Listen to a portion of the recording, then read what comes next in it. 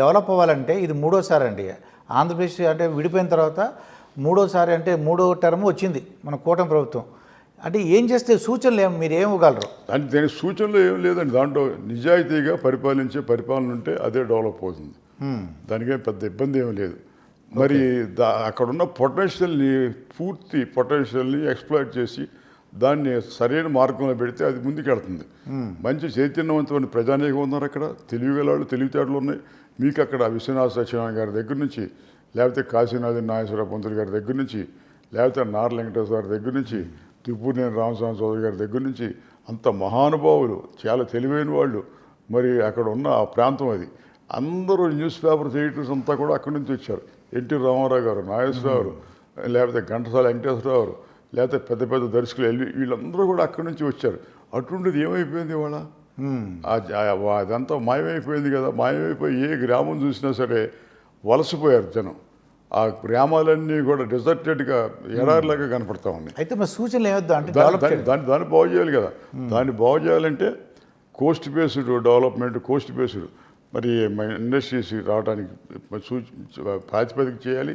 అదే మాదిరిగా మరి ఈ పోరా providing urban facilities in the rural area అని చెప్పి ఆ రూరల్ ఏరియాలో కూడా కొంచెం ఫెసిలిటీస్ ప్రొవైడ్ చేస్తే దానికి విద్యా వైద్యం వాటిని అభివృద్ధి చేసి మరి బయట నుంచి వచ్చి ఉండేవాడికి ఎవరికన్నా కూడా కొంచెం సౌకర్యం ఏర్పాటు చేసినట్టయితే మంచి వ్యవసాయంతో పాటుగా వ్యవసాయ ఆధారిత పరిశ్రమలు కానీ మిగతా కానీ ఆ ప్రాంతంలో పెట్టినట్టయితే ముందుకెళ్తుంది. అదేమీ చేయకుండా ఉంటే ఉపన్యాసాల మూలన ఏమవుతుంది అది? ఇప్పుడు మీకు ఉదాహరణకి బెదవాడ నుంచి బందర్ 4 లైన్లు రోడ్లు వేస్తా ఉన్నారు. రోడ్లు వేసిన తర్వాత విజయవాడ నుంచి బయలుదేరి కంకిపాడు వెళ్ళే వరకు ఆ రోడ్లు దాన్ని వెడల్పు చేసుకోలేకపోయాం కదా. వెడల్పు చేసుకొని రోజు అక్కడ అరగంట సేపు 30 గంట సేపు ట్రాఫిక్ జామ్ అవటమే కదా. తర్వాత కొంచెం వెడల్పు చేసిన దాంట్లో కూడా పుష్ కార్ట్లు, తోపుడు పళ్ళు, దాని మీద వ్యాపారాలు, ఫుట్పాత్ అనేది లేదు అసలు మొత్తం. ఇప్పుడు హైదరాబాద్లో ఫుట్పాత్ ఉంది. ఫుట్పాత్ ఉంటాన రోడ్డు మీద కారు ఎవడో పార్క్ చేయడు. పార్క్ చేస్తే చీటేస్తారు. అక్కడ అదేం లేదు కదా అసలు. ఒక డిసిప్లిన్ లేదు, ఒక పరిపాలన లేదు. మరి ఇది ఏం జరుగుతుందో నాకు అర్థం కావట్లేదు.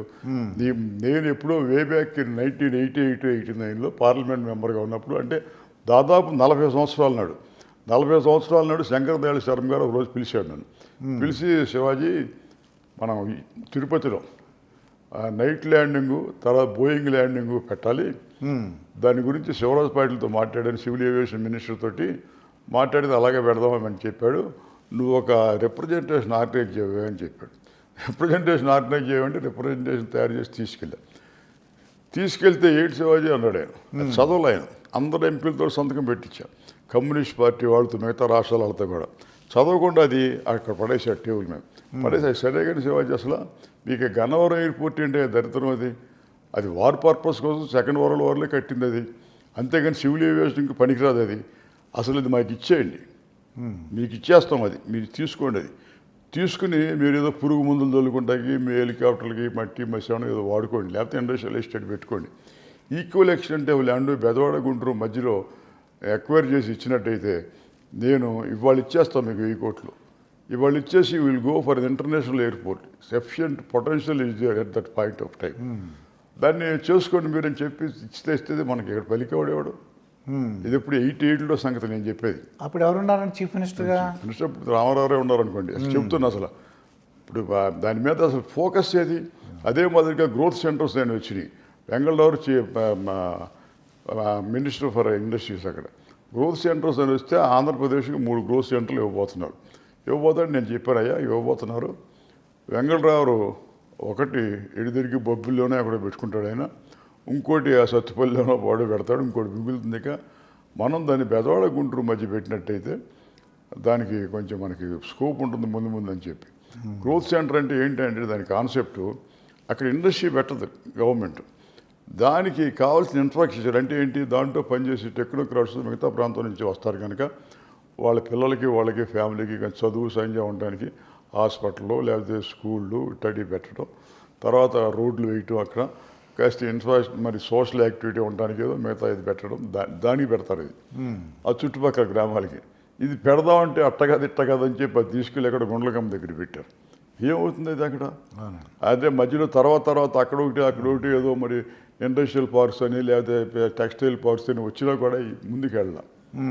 ఇది నేపథ్యం అసలు. దాని తర్వాత మీకు ఇంకో డైమెన్షన్ ఏంటంటే తొలి రోజుల్లో కృష్ణా జిల్లాలో అంటే ఈ ప్రాంతం నేను చెప్పిన ప్రాంతంలో అంతో ఎంతో వ్యవసాయం మీద వచ్చిన మిగులు అది తీసుకొచ్చి ప్రాపర్గా యూటిలైజ్ చేయకుండా ఊరినే జోదం ఆడేశారు డబ్బు పెట్టి. జోదం ఆడటం డబ్బు తీసుకురావడం, తీసుకొచ్చి బెదవాడలో సినిమా హాల్ అద్దెకి తీసుకోవటం, లేకపోతే ఒక లాడ్జి పెట్టడం, చీట్లు ప్యాక్ ఆడుకునే క్లబ్ పెట్టడం. ఇది అదే మాదిరి అసలు మీకు వీళ్ళంతా సినిమాలు ఎట్లా తీసారో తెలుసండి మీకు. ఎక్కువ మంది కృష్ణా జిల్లా నుంచి వెళ్ళారు వాళ్ళు. అవును. ఈ ప్రాంతం నుంచి బీపీ రాజేంద్ర ప్రసాద్ గారు కానీ లేకపోతే ఆయన రామానాయుడు గారు కూడా అక్కడి నుంచి కదా, ఇది మన కారంచేడు నుంచి దుక్కుపాటి మోహన్ గారు వీళ్ళంతా ఎక్కడి నుంచి పోయారు. లేకపోతే పిఏపి ప్రసాదరావు గారు వాళ్ళు ఏం చేసేవారంటే ఆ ఊళ్ళో గ్రామాల్లో చుట్టుపక్కల అంతా కూడా ధాన్యం అమ్ముకున్న రోజుల్లో ఒక్కొక్కటి దగ్గర 4,000 5,000 రైతుల దగ్గర తీసుకునేవారు.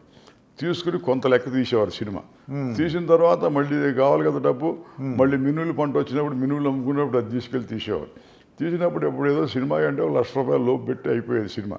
అలాగా నేను చెప్పొచ్చేది ఏంటంటే అంటే సినిమా తీయటం అది ప్రొడక్టివ్ యూటిలైజేషన్ కాదు. అది నా దృష్టిలో సినిమాలు నడపటం, క్లబ్ పెట్టడం, హోటల్ పెట్టడం కాదు, ప్రొడక్టివ్ యూటిలైజేషన్ కాదు. ఒక ఇండస్ట్రీనో లేదో ఆ దిశగా ఆలోచన చేసి పెట్టుకున్నట్టయితే ఆ ప్రాంతం డెవలప్ అయ్యేది. ఇప్పుడు రాదు ఆ కాన్సెప్ట్ అసలు.